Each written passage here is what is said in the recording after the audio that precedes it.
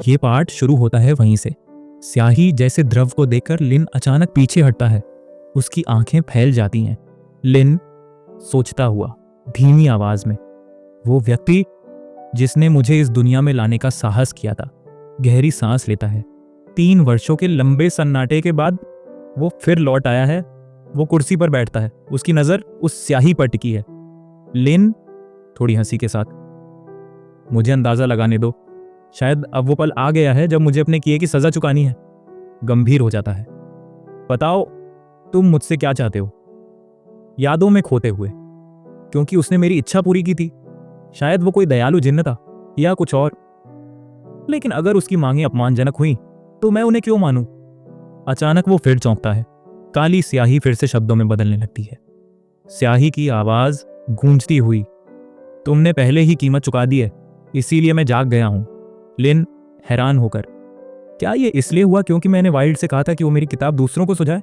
स्याही, यास। लिन सावधानी से, तो तुम मुझसे यही करवाना चाहते हो? लोगों को मेरी किताब पढ़ने के लिए प्रेरित करूं और दूसरों से उसकी अनुशंसा करवाऊं? स्याही फिर से हाँ में जवाब देती है। लिन अब उठकर खड़ा हो जाता है, आंखों में दृढ़ता। ओ ठीक है, कोई समस्या नहीं, हम अपनी पूरी कोशिश करेंगे। जैसे ही लिन ये कहता है, वो स्याही जैसी आकृति हवा में घुलती है और गायब हो जाती है। लिन अपनी ठुड्डी थामकर गहराई में सोचता है। एक रहस्यमयी आदमी बालकनी से नीचे की ओर देख रहा है। आदमी वॉकी टॉकी पर, जैक रिपोर्टिंग हियर। मैंने वाइल्ड को 23वीं स्ट्रीट पर एक काले शल्क वाले चेहरे विहीन व्यक्ति के रूप में देखा है। संभावना है कि वह शिकारी गुटों की किसी लड़ाई में शामिल रहा हो। वह पिछले 1 घंटे से एक बुक स्टोर में है। बहुत संदिग्ध लग रहा है। मुझे संदेह है कि वह स्टोर डार्क मैजिशियनों की कोई गुप्त चौकी हो सकता है। दूसरी तरफ से आवाज, चौकी? ये तो गंभीर खुफिया जानकारी है। मैं इसे श्री जोसेफ तक पहुंचाऊंगा। तुम तुरंत लौटो और विवरण दो। Jack, roger that. तभी पीछे से विली की आवाज आती है। विली ठंडे स्वर में, एक चूहा मिला। बहुत हिम्मत है तेरी, है ना? जैक पीछे मुड़ते ही डर जाता है, पसीने से तर हो जाता है। एक पल में वह खंजर निकालता है और विली पर झपटता है, लेकिन विली उसे उसके चेहरे से पकड़ लेता है। विली कहता है, मरो। विली के अंदर से एक काली सांप जैसी छाया निकलती है और जैक की आत्मा को सोख लेती है। वॉकी टॉकी हाथ से गिर जाती है। वॉकी टॉकी से आवाज आती है, हेलो? क्या हुआ? कुछ हुआ क्या? विली वॉकी टॉकी पर पैर रखकर उसे कुचल देता है, फिर धीरे धीरे पीछे मुड़ता है। विली क्रोध में, उस पर नजर रखने की तेरी हिम्मत कैसे हुई? फिर शव की ओर देखते हुए, विली धीमी आवाज में, मृत्यु तेरे लिए बहुत दयालु सज्जा थी। Scene cut. Tower of secret rights intelligence department का हेडक्वार्टर, निदेशक का कार्यालय। दरवाजे पर घबराहट में दस्तक होती है। क्लाउड बाहर से, महोदय, मुझे एक स्थिति की सूचना देनी है। अंदर बैठे व्यक्ति का एक हाथ मैकेनिकल है। वह चश्मा उतारकर आंखें निदेशक, शांति से। अंदर आओ क्लाउड। क्लाउड हाथ में रिपोर्ट लिए भीतर आता है। निदेशक क्लाउड को घूरते हुए देख, क्या वे शिकारी फिर जादुई दर्पण अंडे के पीछे पड़े हैं? टेबल पर जोर से हाथ मारता है और खड़ा हो जाता है, गुस्से में। वे इस शहर पर एक विपत्ति हैं। अगर वे ना होते, मैं अब तक सेवानिवृत्त हो चुका होता। देर सवेर मैं उनकी माताओं की कब्रें तोड़ दूंगा। क्लाउड का चेहरा पसीने से भर जाता है। क्लाउड नरमी से, महोदय, कृपया अपनी प्रतिष्ठा का ध्यान रखें।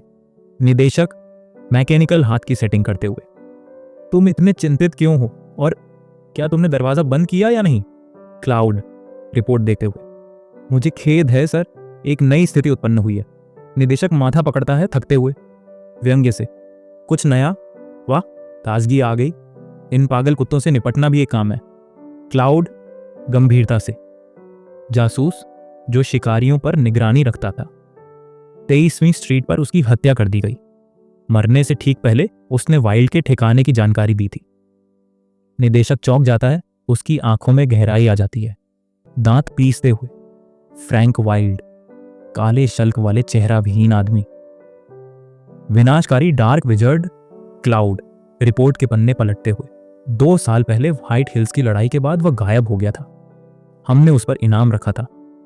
आप ही थे जो मानते थे कि वह जिंदा है। निदेशक आंखें सिकोड़ते हुए, क्यों नहीं होगा? उस कीट को मैं सबसे बेहतर जानता हूं। अब वह सीवर से बाहर निकल आया है। अपनी मुट्ठी की ओर देखता है। धीरे से न्यूजिन, उस पागल का दिमाग आखिर काम करने लगा। अचानक क्लाउड की ओर तेज निगाह से देखता है और तेज स्वर में, वह 23वीं स्ट्रीट पर क्या कर रहा था? क्लाउड संकोच के साथ एक किताब की दुकान में गया था और 1 घंटे से ज्यादा रुका। कुछ किताबें देखी और शायद ली भी। निदेशक जोर से हंसता है, टेबल पर हाथ मारता है। एक भाषा पर आधारित जादूगर किताबें खरीद रहा है?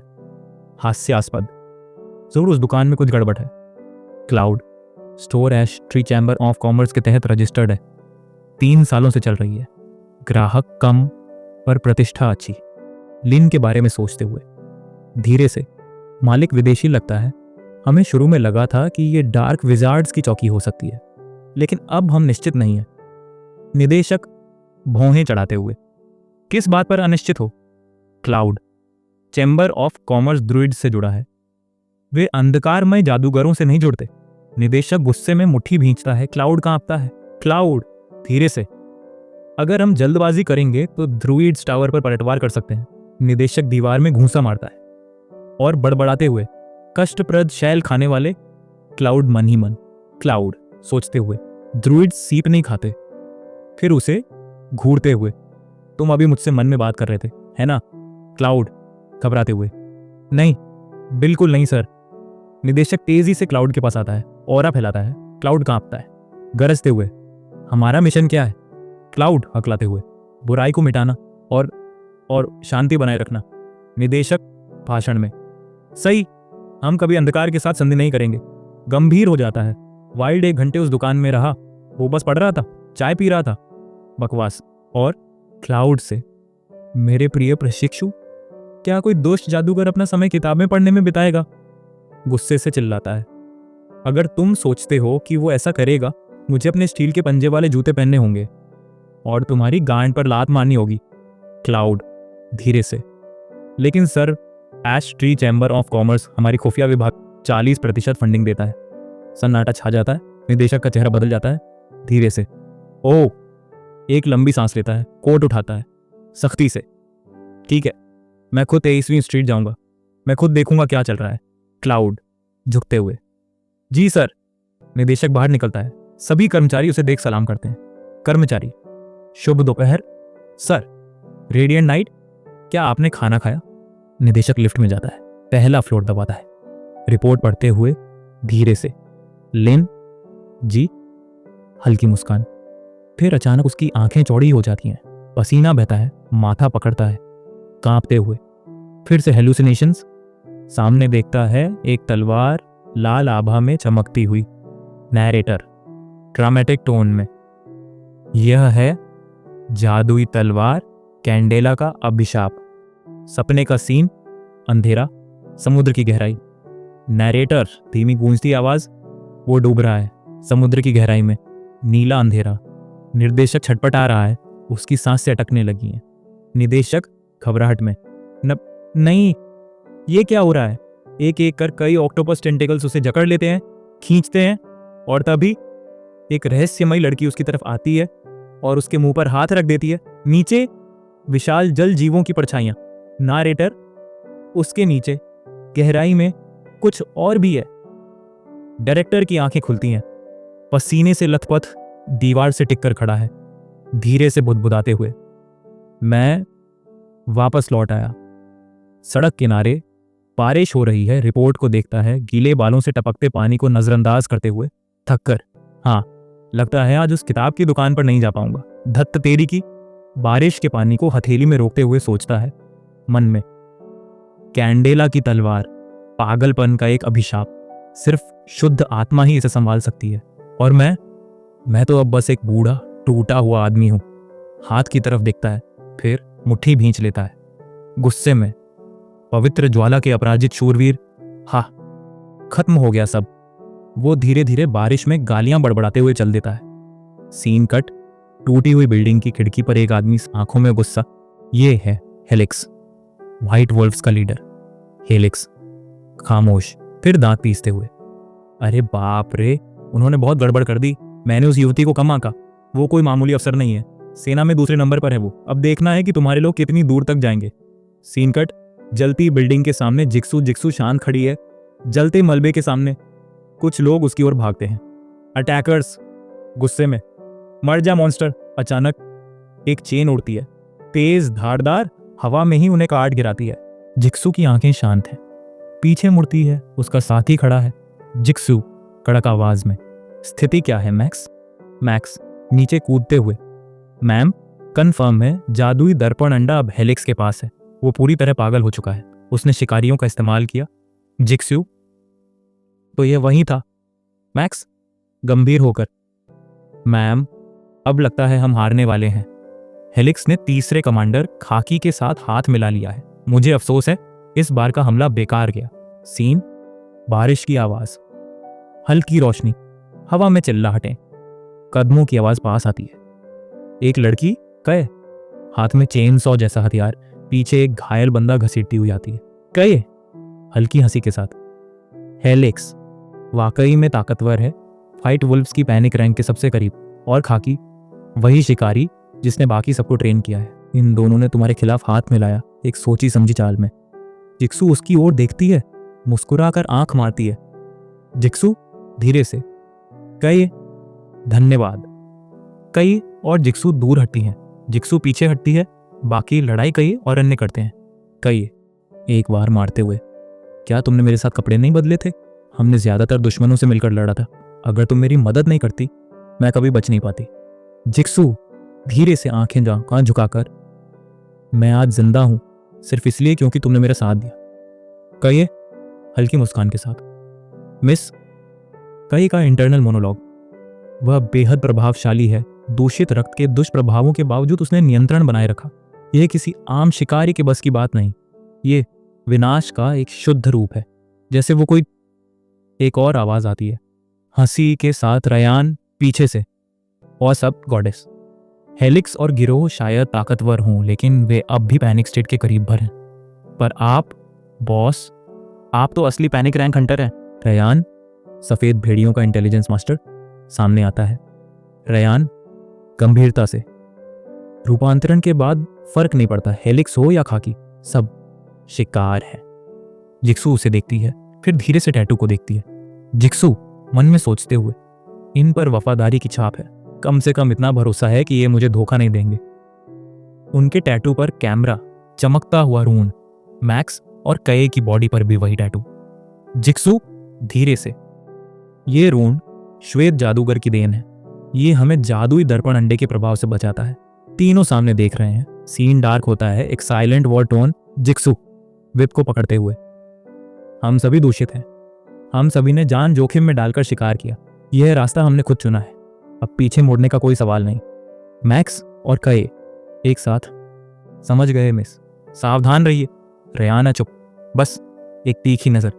जिक्सू गंभीरता से, धीरे, लेट्स गो, यह अंतिम मुकाबला होगा। सीन कट, चर्च के दरवाजे पर कई तलवार के स्विंग लगते हैं, दरवाजा टूटकर बिखरता है, चारों अंदर आते हैं। अंदर एक पादरी, SCYT, उसके शरीर के पार खून टपकता हुआ कहे, सावधान, हथियार उठाते हुए। खाकी, बस तुम, हेलिक्स कहाँ है?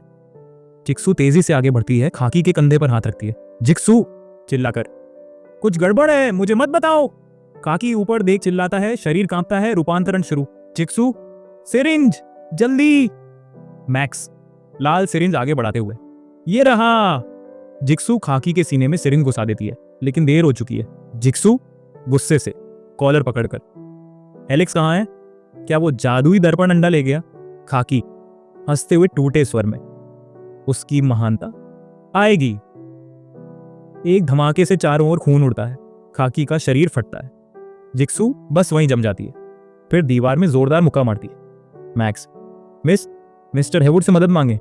जिक्सू सख्त स्वर में, कोई जरूरत नहीं। जिक्सू आदेशात्मक, कहिए मैक्स, जांच जारी रखो। कहे, हाँ मैम। जिक्सू रयान की ओर देखकर, रयान मेरे साथ चलो। रयान, ए कहाँ? जिक्सू शांत, बेहद ठंडी आवाज में, 23वीं स्ट्रीट पर। बुक स्टोर, रात का सीन, बाहर हल्की बारिश, टेबल पर कॉफी का कप रखा है।